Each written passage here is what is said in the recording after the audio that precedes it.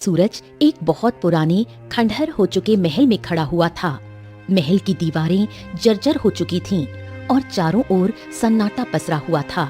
अचानक उसके कानों में एक लड़की की आवाज टकराई। पिताजी, मैं इस संसार में आ चुकी हूँ, मुझे याद करने की कोशिश कीजिए। आवाज को सुनकर राजा सूरज चौंक गया। उसने घबराकर इधर उधर देखा। तभी उसकी नजर महल के टूटे हुए मुख्य द्वार पर पड़ी, जहाँ एक परछाई खड़ी थी। कौन हो तुम? परछाई धीरे धीरे राजा सूरज के करीब आने लगी। जैसे जैसे वो पास आई, राजा सूरज ने देखा कि वो एक अत्यंत सुंदर कन्या थी। मुझे ऐसे मत देखिए पिताजी, मैं वापस आ चुकी हूँ, आपको मुझे तलाशना होगा। अब मैं तुम्हारी बात का कोई मतलब नहीं समझ पा रहा हूँ। विपत्ति बहुत नजदीक है, आपको मुझे ढूंढना ही होगा। लेकिन कहाँ? वहीं जहाँ किसी समय में शाही कुआं हुआ करता था। इतना कहकर राजकुमारी चुप हो गई।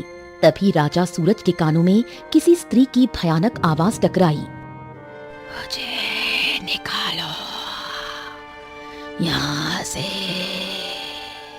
इस आवाज को पहचानने की कोशिश कीजिए पिताजी, वो जाग रही है और बाहर आने की कोशिश कर रही है। आप जानते हैं, अगर वो बाहर आ गई तो वो इस पूरे राज्य का सर्वनाश कर देगी। अगले ही पल राजा सूरज की आंखों के सामने अंधेरा छा गया और वो चौंकते हुए उठ बैठा।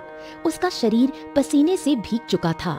राजा सूरज को देखकर उसकी पत्नी रूप सुंदरी बोली, क्या हुआ? आपकी तबीयत तो ठीक है, आपका शरीर पसीने से नहा रहा है।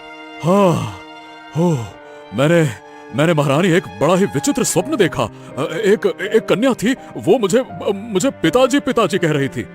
लेकिन हमें तो विवाह किए हुए 20 वर्ष हो चुका है और आज तक हमारी कोई संतान भी नहीं हुई है।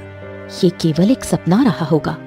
नहीं नहीं नहीं नहीं रूप सुंदरी, इस स्वप्न में कोई ना कोई तो रहस्य छुपा हुआ है। मतलब न जाने क्यों मुझे उसका चेहरा जाना पहचाना सा लगा। हाँ, हम इस विषय के बारे में राज दरबार में राजगुरु से अवश्य चर्चा करेंगे। अगले दिन राजा सूरज दरबार में अपने सिंहासन पर बैठा था। उसके सामने राजगुरु विराजमान थे। तो राजगुरु, आप तो जादुई शक्तियों के ज्ञाता हैं। कृपया बताइए कि क्या मेरा स्वप्न साधारण था? राजगुरु ने अपनी आंखें बंद की और कुछ क्षण ध्यान मग्न रहने के बाद उन्हें खोला। बिल्कुल नहीं महाराज, इस स्वप्न को हल्के में ना लिया जाए। ये आपका सपना साधारण नहीं है, ये आपसे कुछ कहने की कोशिश कर रहा है। क्या बात कर रहे हैं? क्या कहना चाह रहा है ये? महाराज, ऐसा प्रतीत होता है कि इतिहास स्वयं को दोहराना चाह रहा है। मेरी जादुई दृष्टि से जो दिखाई दे रहा है वो ये है कि ये अत्यंत शक्तिशाली ग्रहण का मिलन निकट आ रहा है। आपके पूर्वजों के काल में एक शाही कुआं था, उसे आपको ढूंढना होगा और जब तक आप उस कुएं तक नहीं पहुंचते तब तक आपकी स्मृति अधूरी रहेगी। ये क्या बात कर रहे हैं आप? क्या आप ये कहना चाहते हैं कि वो कन्या सचमुच मेरी पुत्री थी? नहीं नहीं नहीं नहीं, आप अभी समझ नहीं रहे हैं महाराज। सपने में वो जो सुंदर लड़की आई थी, जो स्वयं को राजकुमारी कह रही थी, वो आपसे बोल रही थी कि वो वापस आ चुकी है। मतलब कि वो दूसरा जन्म ले चुकी है। वर्षों पहले आप भी उसके पिता रहे होंगे।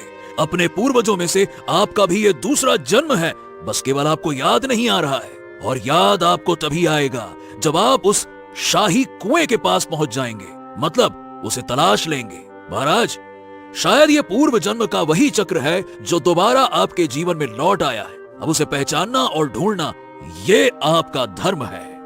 राजा सूरज स्तब्ध रह गया। उसने निर्णय ले लिया कि वो उस शाही कुएं की खोज आरंभ करेगा और उस रहस्यमयी कन्या के सत्य तक अवश्य पहुंचेगा। इस घटना के कुछ समय बाद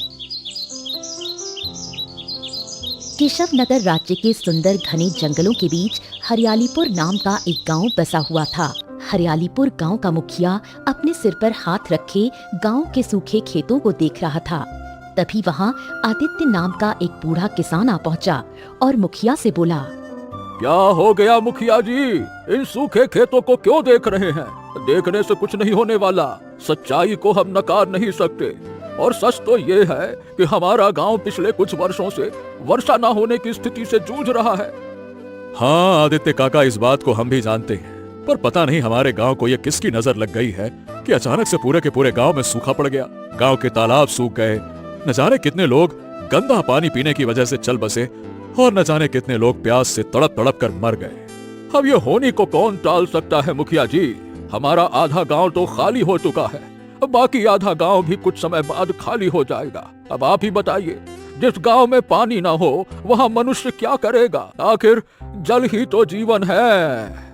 इतना कहकर बूढ़ा आदित्य धीरे धीरे कदमों से चलता हुआ अपने सूखे खेत में चला गया और सूखे खेत में खड़े एक बहुत बड़े घने वृक्ष के नीचे बने हुए एक प्राचीन कुएं को देखने लगा। हाँ, तू तो वैसे भी सूखा ही था जब हमारा गांव हरियाली से भरपूर था। हर तालाब हर कुएं में पानी था, लेकिन तेरे अंदर पानी का एक अंश भी ना था। तेरा होना और ना होना दोनों ही बराबर है। चलो घर चला जाए। इतना कहकर आदित्य अपने घर पर लौट आया। शाम के समय आदित्य की पत्नी बिंदिया आदित्य से बोली, फिर क्या सोचा है? अरे क्या सोचना है भाग्यवान, 1-2 दिन बाद हम इस गांव को छोड़कर कहीं और चले जाएंगे। अरे यहाँ रहकर मरेंगे क्या? तभी आदित्य की 20 वर्षीय पुत्री राधा आदित्य की ओर देखकर बोली, लेकिन पिताजी हम जाएंगे कहाँ? संसार बहुत बड़ा है, किसी भी राज्य में जाएंगे, किसी भी गांव में रहेंगे, अरे कहीं भी मेहनत मजदूरी करेंगे, लेकिन यहाँ नहीं रहेंगे। ये सुनकर राधा की आंखों में आंसू आ गए और वो अपने पिता से बोली, लेकिन पिताजी इस गांव में हमारी जमीन है, हमारा खेत है, क्या हमें वो सब छोड़ना पड़ेगा? हाँ, और क्या, छोड़ना ही पड़ेगा, क्योंकि अब हमारी जमीन उपजाऊ नहीं रही बल्कि सूखी मिट्टी का ढेर बन चुकी है, जहाँ पर अनाज तो दूर हरियाली का एक दाना भी नहीं उगता। ये सुनकर राधा चुप हो गई। रात के समय जब आदित्य और उसकी बूढ़ी पत्नी बिंदिया गहरी नींद में सो गए, तब राधा की आंखों से नींद कोसों दूर थी। वो अपने आप से बोली, क्या पिताजी वास्तव में इस गांव को छोड़ देंगे, जिस गांव में मैंने अपना बचपन बिताया? न जाने हमारे गांव को किसकी नजर लग गई। मुझे याद है जब मैं छोटी थी तो रात के समय अपने खेत में उस कुएं के पास घंटों बैठा करती थी। इतना कहकर राधा की आंखों से आंसू बहने लगे। कुछ देर बाद राधा फिर से खुद से बोली, चलो 1-2 दिन बाद तो वैसे भी इस गांव को छोड़ना है। आखिरी बार अपने खेत को रात के समय देखकर आती हूँ। फसल तो देखने को नहीं मिलेगी, कुछ पुरानी यादें ही ताजा हो जाएंगी। इतना बोलकर राधा धीरे धीरे कदमों से अपने खेत की ओर चली गई और बंजर जमीन को देखने लगी। तभी उसकी नजर घने वृक्ष के नीचे उस प्राचीन कुएं पर पड़ी। तेरा तो होना और ना होना बराबर है। अगर तेरे अंदर जरा भी पानी होता तो मैं पिताजी को ये गांव कभी नहीं छोड़ने देती। राधा ने इतना कहा ही था कि तभी उसे कुएं के अंदर से एक स्त्री की आवाज सुनाई दी, मुझे बाहर निकालो, बरसों से इस कुएं में बंद हूँ। अगर तुमने मुझे इस कुएं से बाहर निकाल लिया तो यकीन मानो तुम्हारे गांव की किस्मत बदल जाएगी। सूखा हरियाली में बदल जाएगा, आसमान काली घटाओं से भर जाएगा और तुम्हारे गांव के सूखे तालाब फिर से पानी से लबालब हो जाएंगे। ये सुनकर राधा पूरी तरह चौंक गई। अगले ही क्षण कुएं के अंदर से किसी पक्षी के पंख फड़फड़ाने की आवाज राधा के कानों में गूंज गई। राधा बुरी तरह डर गई और दौड़ती हुई अपने घर लौट गई। अगली सुबह वो कांपते होठों से अपने पिता आदित्य को रात की सारी घटना बताने लगी। पिताजी, कल रात जब मैं खेत देखने गई थी तो उस सूखे कुएं से किसी स्त्री की आवाज आई। वो कह रही थी कि उसे बरसों से कुएं में बंद किया गया है। अगर हम उसे बाहर निकाल दें तो गांव की किस्मत बदल जाएगी। आदित्य ने ये सुनकर आश्चर्य से राधा की ओर देखा। अरे तुम कभी झूठ नहीं बोलती और मैं ये भी नहीं कह सकता कि तुम्हें कोई वहम हुआ होगा। इस बात की चर्चा मुझे मुखिया जी से करनी होगी। हाँ। इतना कहकर आदित्य सीधा मुखिया जी के पास गया और उन्हें रात की सारी घटना सुनाई। मुखिया जी, राधा ने कल रात खेत में उस पुराने कुएं से किसी स्त्री की आवाज आती हुई सुनी है। वो कह रही थी कि उसे बाहर निकालो, जबकि मेरा कुआं तो बरसों से सूखा हुआ है। मुखिया ये सुनकर चौंक गया और आदित्य की ओर देखने लगा। हे भगवान, मैं इस बात को नकार नहीं सकता काका। ये बात तब की है जब मैं बहुत छोटा था। तो एक बार मैं भी तुम्हारे कुएं के पास अपने दोस्तों के साथ खेल रहा था। शाम के समय मुझे भी उसी कुएं से किसी पक्षी के पंख फड़फड़ाने की आवाज सुनाई दी और साथ ही किसी स्त्री के रोने की भी। मैंने ये बात अपने पिता को बताई थी तो उन्होंने मुझे उस कुएं के पास जाने से सख्त मना कर दिया था। और बस वो दिन था और आज का दिन है। तब से लेकर आज तक मैंने किसी से ये बात नहीं कही, लेकिन आज तक मैं उसे भूल नहीं पाया। ये सुनकर आदित्य अंदर से हिल गया और धीरे धीरे अपने घर लौट आया। पिताजी, मुखिया जी ने क्या कहा? बेटा, उन्होंने भी वही कहा जो तुमने बताया था। उन्हें भी बचपन में उसी कुएं से आवाजें सुनाई देती थी। अब हो सकता है कि उस कुएं में कुछ रहस्य हो, पर अब इससे हमें क्या ही मतलब है। हमें तो यहाँ रहना ही नहीं है। कल हम ये गांव छोड़ देंगे, बस बात ही खत्म। इतना कहकर आदित्य चुपचाप वहाँ से चला गया। रात के समय राधा उस कुएं के बारे में सोचती रही और अचानक उठ गई। कहाँ जा रही हो राधा? कुएं के पास। मेरा मन बार बार खिंच रहा है पिताजी। हो सकता है उस कुएं के अंदर जो भी है वो हमारे गांव की मदद कर सके। उसने कहा था कि अगर उसे बाहर निकाल लिया गया तो वो हमारे गांव की किस्मत बदल सकती है। शायद हरियालीपुर फिर से हरा भरा हो जाए और हमें यहाँ से जाने की जरूरत ना पड़े। बेटी, तेरी बात सही है, लेकिन न जाने उस कुएं के अंदर कौन है। हो सकता है कि कोई बुरी ताकत हो। कुछ ना करने से बेहतर है कि कुछ करके ही देखा जाए। इतना कहकर राधा कुएं की ओर बढ़ चली। आदित्य ना चाहते हुए भी अपनी बेटी के पीछे पीछे चलने लगा। कुछ देर बाद राधा कुएं के पास पहुंच गई। मुझे विश्वास था कि तुम जरूर आओगी। कौन हो तुम? ये तुम्हें बहुत जल्द पता लग जाएगा, लेकिन उससे पहले तुम्हें मुझे बाहर निकालना होगा। मैं तुम्हें बाहर कैसे निकाल सकती हूँ? तुम पहले इजाजत दो, मैं अपने दूत को तुम्हारे पास भेजूंगी। राधा ये सुनकर चौंक गई। ऐसा क्यों कह रही हो? क्या तुम अपनी मर्जी से बाहर नहीं आ सकती? कुछ देर के लिए सन्नाटा छा गया। कुछ ऐसा ही समझ लो। अगर तुम अपने गांव की किस्मत बदलना चाहती हो तो पहले मेरे दूत को बाहर आने की इजाजत दो। ठीक है, इजाजत है। इतना कहते ही कुएं में पंखों की फड़फड़ाहट की आवाज गूंजी और एक विचित्र पक्षी कुएं से बाहर निकलकर राधा के सामने आकर बैठ गया।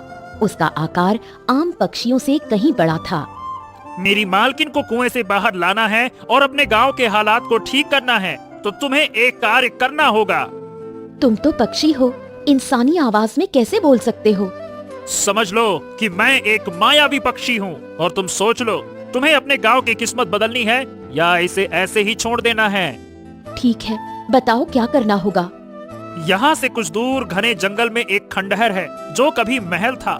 उस महल के अंदर एक पत्थर है जो नीली और रंग बिरंगी किरणों से चमकता है। उसे लाकर मुझे दो, फिर मेरी मालकिन बाहर आ जाएंगी और तुम्हारा गांव बदल जाएगा।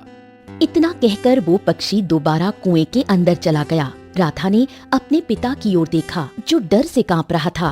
राधा, देखो बेटा, मुझे कुछ ठीक नहीं लग रहा है। कोशिश करने में क्या हर्ज है पिताजी?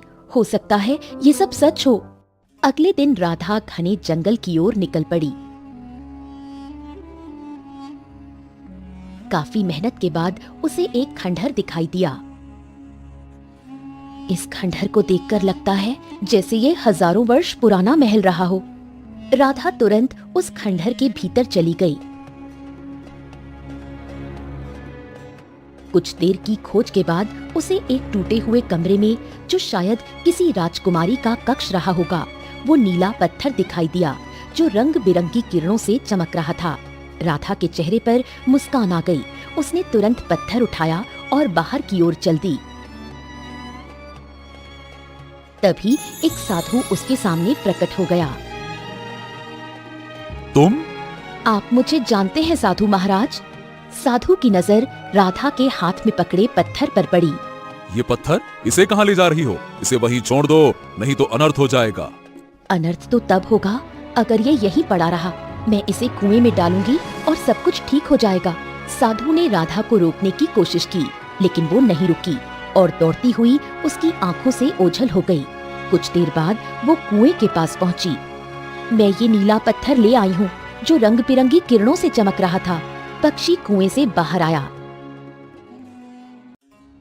हाँ, तुमने बहुत अच्छा कार्य किया।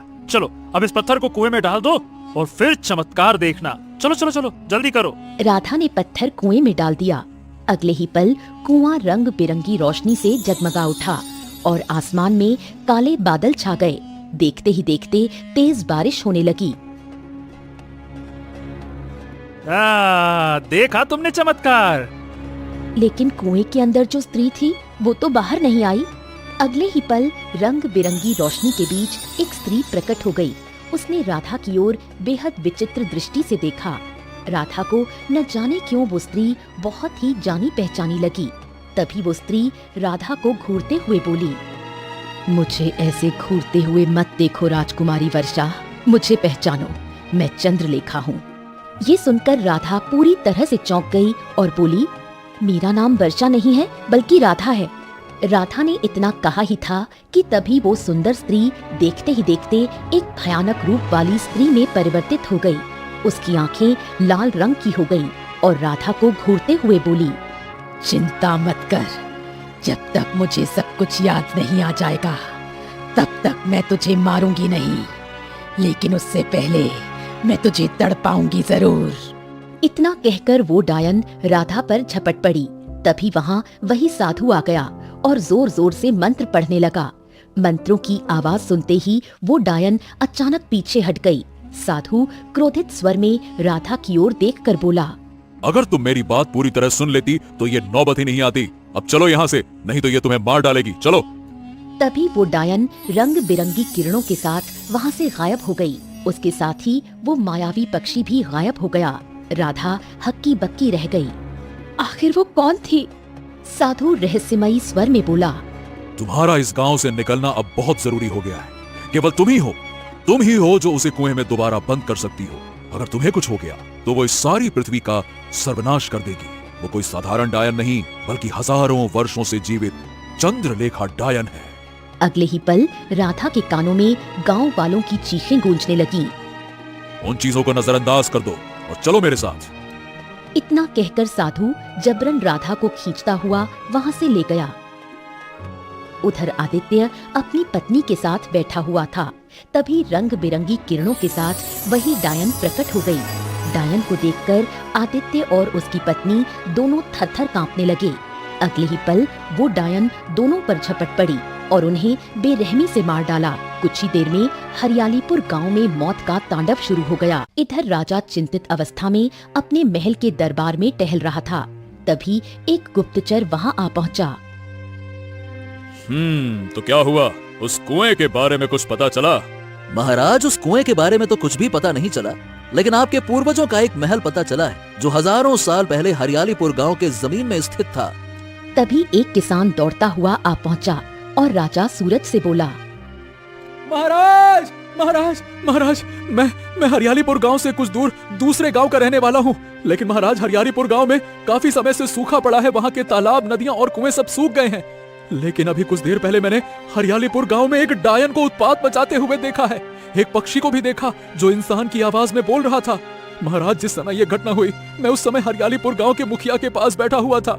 मुखिया ने मुझे बताया कि शायद वो डायन हरियालीपुर गांव के गरीब किसान आदित्य के उस कुएं के अंदर से निकली है, क्योंकि उसकी पुत्री ने रात के समय उस कुएं के अंदर से किसी औरत और किसी पक्षी के पंखों की आवाज सुनी थी। महाराज, ये सुनकर राजा सूरज चौंक गया। तभी राजगुरु तेजी से वहां आ पहुंचे। महाराज, मुझे लगता है कि ये वही कुआं है जो किसी समय आपके पूर्वजों का शाही कुआं हुआ करता था। चलिए, अब देर मत कीजिए। हाँ, आप सही कहते हैं राजगुरु। हम अभी और इसी समय आपके साथ हरियालीपुर गांव के लिए प्रस्थान करेंगे। चलिए। राजा सूरज राजगुरु के साथ घोड़े पर बैठकर हरियालीपुर गांव के लिए रवाना हो गया। वो हरियालीपुर गांव की सीमा पर पहुंचा ही था कि तभी एक साधु की आवाज उसके कानों में टकराई। रुक जाओ राजन, आगे मौत है। राजा सूरज ने अपना घोड़ा रोक लिया। जैसे ही पलट कर देखा तो एक साधु उसे घूर रहा था। हरियालीपुर गांव में एक डायन ने आतंक मचा रखा है, आप सीधे उसका सामना नहीं कर सकते। राजा सूरज राजगुरु के साथ और साधु के नजदीक आया। तभी राजा सूरज की नजर एक वृक्ष के नीचे खड़ी हुई एक सुंदर लड़की पर पड़ी जो फूट फूट कर रो रही थी। राजगुरु, ये तो वही लड़की है जो मुझे सपने में दिखाई दी थी। इतना कहकर राजा सूरज उस लड़की के नजदीक गए। वो लड़की कोई और नहीं बल्कि राधा थी। कौन हो तुम? राधा ने जैसे ही अपनी नजरें ऊपर उठाईं, राजा सूरज को देखकर वो बुरी तरह से चौंक गई और अपने आंसू पोंछकर बोली, ऐसा लगता है जैसे मेरा आपसे जन्म जन्म का कोई नाता है। तभी साधु रहस्यमयी अंदाज में राधा की ओर देखकर बोला, क्योंकि ये तुम्हारे पिछले जन्म में पिता थे और तुम इनकी ही पुत्री हो। इस जन्म में तुमने एक गरीब किसान के घर में जन्म लिया है। ये सुनकर राधा बुरी तरह से चौंक गई। मैं आपकी बात का मतलब नहीं समझा साधु महाराज। मैं आपको बता नहीं सकता महाराज। मैं तुम दोनों को तुम्हारा अतीत दिखा सकता हूँ। इतना कहकर साधु मंत्र पढ़ने लगा। अगले ही पल राजा सूरज और राजकुमारी राधा की आंखों के सामने पुराने चलचित्र घूमने लगे। राजकुमारी वर्षा अपने पिता राजा भैरव के साथ महल में बैठी हुई थी कि तभी एक सिपाही दौड़ता हुआ आया और बोला, राजकुमारी जी गजब हो गया। घने जंगल में वास करने वाली डायन यानी कि चंद्रलेखा डायन अपनी सीमा पार करके हमारे राज्य में प्रवेश कर गई है। उसने और उसके दूत जो कि एक पक्षी के रूप में है, राज्य में आतंक मचा दिया है। कैसा पक्षी, कैसा दूत? राजकुमारी जी, चंद्रलेखा डायन ने अपने मंत्रों की शक्ति से एक राक्षस को पक्षी में परिवर्तित कर दिया है। तब से वो उसका दूत बनकर कार्य कर रहा है। उसने और उस पक्षी ने मिलकर शाही कुएं के आसपास के सारे सैनिकों को मार डाला और भयंकर तबाही मचा दी है। हमें पहले से ही पता था कि चंद्रलेखा डायन अपना सर उठाएगी, लेकिन ये नहीं पता था कि इतनी जल्दी उठाएगी। चिंता मत कीजिए पिताजी, मैंने वर्षों घने जंगल में रहकर अपने गुरु काल भैरव साधु से जादुई शक्तियाँ सीखी हैं। काल भैरव गुरु आज ही आने वाले थे, मगर पता नहीं वो क्यों नहीं आए। लेकिन कोई बात नहीं, मैं चंद्रलेखा डायन को अपनी प्रजा पर अत्याचार करते हुए नहीं देख सकती। मैं स्वयं उसका मुकाबला करूंगी। चलिए मेरे साथ। थोड़ी देर में राजा भैरव और राजकुमारी वर्षा शाही कुएं के पास आ गए, जहाँ पर चंद्रलेखा अपने भयानक अंदाज में शाही कुएं के पास बैठी हुई थी। मूर्ख, यहाँ तू मरने के लिए आ गई। तुझे तो राज्य छोड़कर भाग जाना चाहिए था। तभी चंद्रलेखा मंत्र पढ़ने लगी और अगले ही पल उसके हाथ में एक पत्थर प्रकट हो गया। पत्थर को देखकर चंद्रलेखा डायन बुरी तरह से चौंक गई। अगले ही पल चंद्रलेखा डायन के अंदर से काला धुआं निकलकर उस पत्थर में समा गया। कुछ ही देर बाद चंद्रलेखा डायन और उसका पक्षी बुरी तरह से कमजोर हो गए और वो पत्थर नीले रंग की किरणों से चमकने लगा। तू कुछ समय के लिए मेरी शक्तियाँ छीनकर उस पत्थर में कैद जरूर कर सकती है, लेकिन तू मेरा अंत नहीं कर सकती। अब तू डायन नहीं, डायन के नाम पर केवल एक कलंक बनकर रह गई है। मैं तुम्हारे पास वापस आऊंगी। मैं सौगंध खाती हूँ, जब भी तेरी शक्तियाँ वापस आएंगी तो मैं दूसरा जन्म लूंगी और इसी कुएं के आसपास ही जन्म लूंगी, ताकि जब भी तू बाहर आए मैं तुझे दोबारा इस कुएं में डालकर सबक सिखा सकूं। और हाँ, अगले जन्म में मैं तुझे कुएं में कैद नहीं करूंगी, बल्कि इसी कुएं के अंदर तुझे और तेरे इस राक्षस पक्षी को जलाकर राख कर दूंगी। इतना कहकर राजकुमारी वर्षा फिर से मंत्र पढ़ने लगी और अगले ही पल चंद्रलेखा डायन और उसका जादुई राक्षस पक्षी रंग बिरंगी किरणों से वहाँ से गायब होकर कुएं के अंदर समा गए और कुएं के अंदर एक तेज धमाका हुआ। तभी वहाँ पर राजकुमारी वर्षा के गुरु काल भैरव आ गए और बोले, तुमने बहुत ही महान कार्य किया है, लेकिन चंद्रलेखा अभी पूरी तरह से खत्म नहीं हुई है। हजारों वर्षों के बाद उसकी शक्ति फिर से जाग उठेगी और वो इस पत्थर को लेने का प्रयास करेगी जिस पत्थर पर तुमने उसकी सारी जादुई शक्तियां कैद कर दी हैं। महाराज, मैं अगले जन्म में भी राजकुमारी वर्षा का पिता बनना चाहता हूँ। तुम्हारी इच्छा जरूर पूरी होगी, परंतु राजकुमारी वर्षा ने कहा है कि वो इसी कुएं के आसपास जन्म लेंगी, इसीलिए इस जन्म में वो एक साधारण परिवार में जन्म लेंगी, लेकिन तुम अपने ही खानदान में दोबारा जन्म लोगे एक राजा बनकर। नियति तुम्हें और राजकुमारी वर्षा को फिर से मिला देगी। याद रखना, हजारों साल सोने के बाद जब चंद्रलेखा की शक्तियां जागृत होना प्रारंभ हो जाएंगी और जब उसके पक्षी के अंदर भी शक्ति आने लगेगी, तब राजकुमारी वर्षा इस धरती पर जन्म लेंगी और तुम भी राजा भैरव। मैं अपनी जादुई शक्तियों से देख रहा हूं कि उस समय राजकुमारी वर्षा, जो कि अपने पूर्व जन्म से अनजान होंगी, ना समझी में इस नीले पत्थर को स्वयं चंद्रलेखा डायन को सौंप देंगी। तो फिर अगले जन्म में चंद्रलेखा डायन और उसके पक्षी का अंत कैसे होगा? चिंता मत करो, मैं अपने शिष्य को वो मंत्र बताकर जाऊंगा जिससे चंद्रलेखा का अंत हो सकता है, और वो शिष्य पीढ़ी दर पीढ़ी अपने शिष्यों को चंद्रलेखा डायन को मारने के मंत्र बताते रहेंगे। राधा को सब कुछ याद आ चुका था। वो अपने पिता राजा सूरज से बोली, पिताजी, मुझे सब कुछ याद आ गया है। तभी वो रहस्यमयी साधु गंभीर स्वर में बोला, और मैं जानता हूँ कि वो मंत्र क्या है, और ये मंत्र मुझे मेरे गुरु ने सिखाया था। उन्होंने कहा था कि ये मंत्र पीढ़ी दर पीढ़ी केवल इसी दिन के इंतजार के लिए शिष्यों को सिखाया जा रहा है। साधु ने राधा को वो गुप्त मंत्र बता दिया। मंत्र सुनते ही राधा के चेहरे पर तेज चमक उठा। वो अपने पिता राजा सूरज, राजगुरु और साधु के साथ गांव लौट आई और कुएं के पास खड़ी होकर वो ऊंचे स्वर में चिल्लाई, कहाँ है तू चंद्रलेखा डायन? इतना सुनते ही आसमान में गड़गड़ाहट होने लगी। चंद्रलेखा डायन और उसका जादुई पक्षी प्रकट हो गए। लगता है तुझे तेरे पूर्व जन्म की बातें याद आ गई हैं, इसलिए तू इतनी निडरता से मुझे पुकार रही है। लेकिन कोई फायदा नहीं, क्योंकि उस नीले पत्थर पर, जिस पर तूने वर्षों पहले मेरी शक्तियां कैद की थीं, अब वही शक्तियां तूने मुझे वापस कर दी हैं। और हाँ, मैंने तेरे इस जन्म के पिता आदित्य और तेरी माँ को बड़ी बेरहमी से मार डाला है। अब तेरी आंखों के सामने तेरे पूर्व जन्म के पिता राजा सूरज सिंह को भी मार डालूंगी। शायद तू भूल गई है, मैंने तुझसे कहा था कि अगले जन्म में मैं तुझे केवल कुएं में कैद नहीं करूंगी, बल्कि इसी कुएं में दोबारा डालकर तुझे और तेरे इस राक्षस पक्षी को मिटा दूंगी। इतना कहकर राधा ने मंत्र का उच्चारण किया